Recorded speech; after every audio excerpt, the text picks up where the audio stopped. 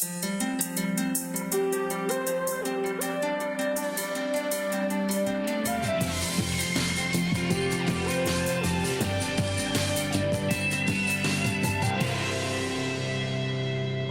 to the Autism Intervention Training video series. In this video, we will define and give some examples of different types of prompts. We will define prompt hierarchies and explain how to use them. We will also discuss the importance of systematically removing prompts. Let's begin by defining what a prompt is. Prompts are stimuli presented to ensure the occurrence of a response. In other words, prompts are cues that an instructor can use to make sure a child succeeds at a task. For example, when teaching a child to do a puzzle or put together Mr. Potato Head, the therapist can tap the correct space with a finger. This prompts the child to place the piece in the correct place. When teaching a child to brush his teeth, the therapist might physically guide the child's hands through the motions. This ensures that the child performs the correct actions. Brush teeth.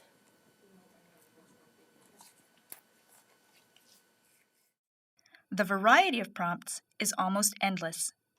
We will discuss the ones used most frequently. Let's begin with physical prompts. With physical prompts, the therapist physically moves the child to make the correct response. One common physical prompt is a hand-over-hand prompt. With hand-over-hand prompting, a therapist holds the child's hand and guides the child towards the correct response. For example, the therapist could guide the child's hand to show him how to put a lace through the correct hole or how to print a letter.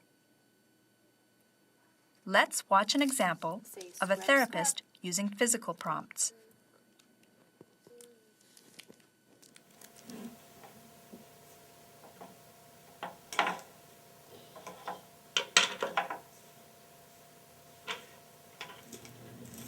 Say scrub, scrub.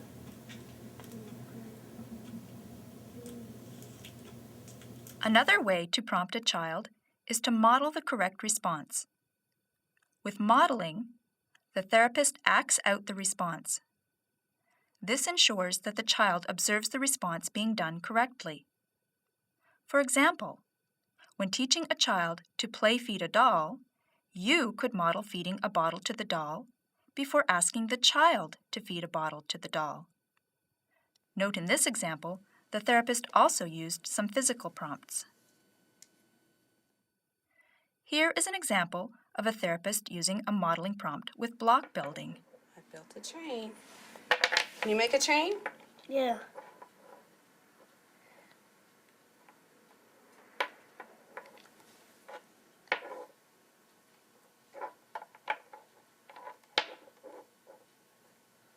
I put something behind my train.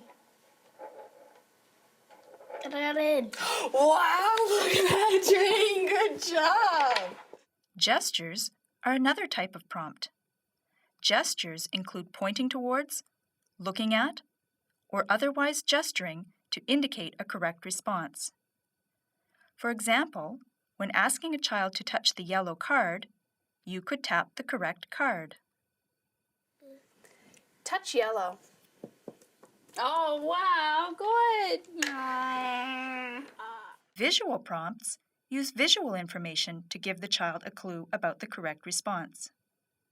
For example, you might hold up a picture of a question mark to prompt the child to ask you a question. There's bubbles in the room. Ooh.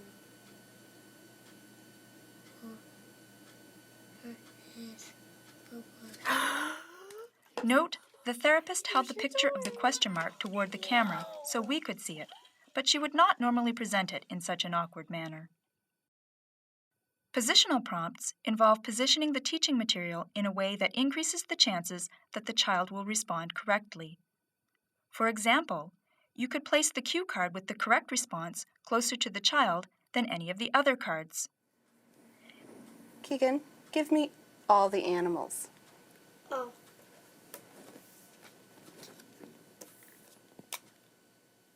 In this example, the therapist placed all the animals close to the child and all the other pictures on her side of the table. Last, verbal prompts refer to any vocal cues you may give to the child. There are many different types of verbal prompts. For example, you could use a direct echo prompt. While playing, you might say the words you want the child to say. Or when using questions, you might ask the child a question and then immediately say the correct answer. The child echoes you to get the correct answer. Here are some examples. Chip. Eat. Eat. Chip. Chip. Good. Nice work. There you go. Table first, then we can play. That's nice. Good boy. What's your name? Tim. Oh, what's your name? Carter. Cutter. Good boy. What's your name? Cutter. You got it. Nice work. What does a horse say? Neigh. That's it. Now that we have reviewed some of the different types of prompts, we can discuss prompt hierarchies. A prompt hierarchy can help you decide what prompt to begin with when teaching a new skill. It is also useful for planning how to remove prompts as the child begins to acquire new skills. Good. A prompt hierarchy is a list of prompts for teaching a specific skill. The list begins with the prompts that provide the most help to the child and ends with the prompts that provide the least help to the child. Let's imagine you are going to teach a child how to brush his or her hair. First, you decide on an appropriate SD or instruction. Brush hair. My hands are gonna hurt me. Oh, good job brushing your hair, buddy. I liked it. Next, you identify a sequence of prompts ranging from explicit support to minimal support of the behavior to be taught. The top of the hierarchy might be a physical hand-over-hand prompt where you guide the child's hand as he or she brushes his or her hair. The next level of the hierarchy might use a modeling prompt in which you give the SD and then begin brushing your own hair or a doll's hair. Okay, Sophie, I want you to brush your hair. Next, you might use a positional prompt in which you give the SD, place the hairbrush in an accessible position, and then point at the child's hair.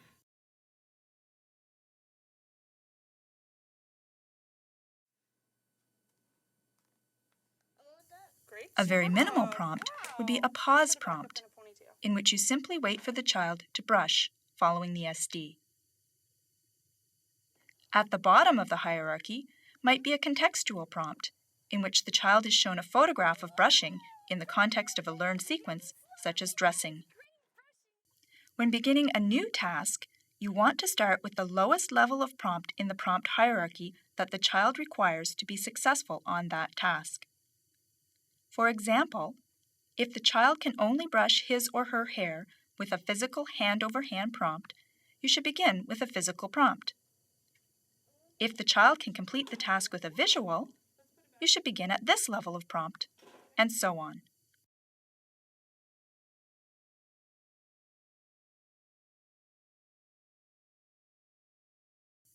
As the child acquires skills, you need to remove the prompts by moving down the prompt hierarchy.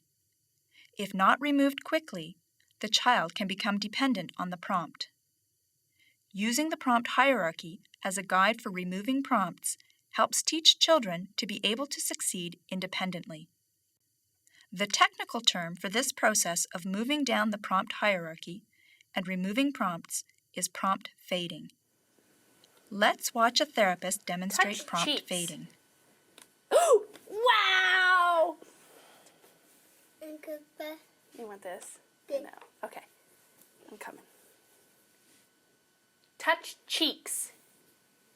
Whoa! Whoa! Whoa! Whoa! Touch cheeks. Love it. Meow. Want to play? Okay. Touch ears. Whoa! It's all yours! Notice in the last trial the therapist held her hands at the ready, but no longer used the hand-over-hand prompt. There are two ways to fade prompts using the prompt hierarchy. The first way is to fade the intensity of the prompt within a level of the prompt hierarchy. The second way is to test or probe the child's competence at the next lower level of the prompt hierarchy. With both methods, the goal is to fade prompts as quickly as possible while ensuring maximum success. It would be great if children could be prompted with such accuracy and precision that they never gave an incorrect response. Of course, this goal is unattainable. However, we can try to minimize errors by fading prompts only when we think the child can succeed with a lower intensity or lower level prompt. To fade the intensity of a prompt within a level of the prompt hierarchy, we make it less and less noticeable. For example, when using hand-over-hand prompts, you can start to apply less pressure, gradually allowing the child to move his or her hand independently. You can fade a point prompt in a similar manner by gradually gesturing in smaller and less noticeable ways. Or you could fade a verbal prompt by giving less and less verbal instructions, or by only saying the first syllable of a correct response rather than the whole word. Once you have faded the intensity of a prompt and you believe that the child can succeed at the next level in the prompt hierarchy, you can probe the child's readiness. You do this by moving down one prompt level in your hierarchy and determining if the child is successful. If the child succeeds, you can stay at that lower level prompt and begin fading towards the next lower level in your hierarchy. If the child does not succeed, you go back up to the previous level of prompt where the child was successful and work towards fading the intensity again. First, we will watch an example of a therapist successfully probing a lower level prompt. Then, we will watch an example of a therapist probing a lower level prompt where the child fails and the therapist moves back up to the higher level of prompt. Look, I made steps. I made steps. Can you make steps too? Yeah. Oh, wow, look, you made steps. Give me a high five. More steps.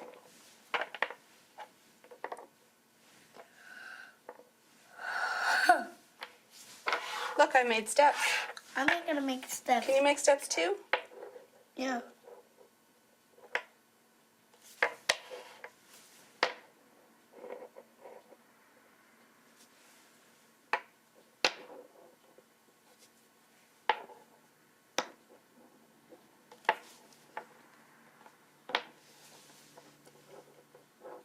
Made steps.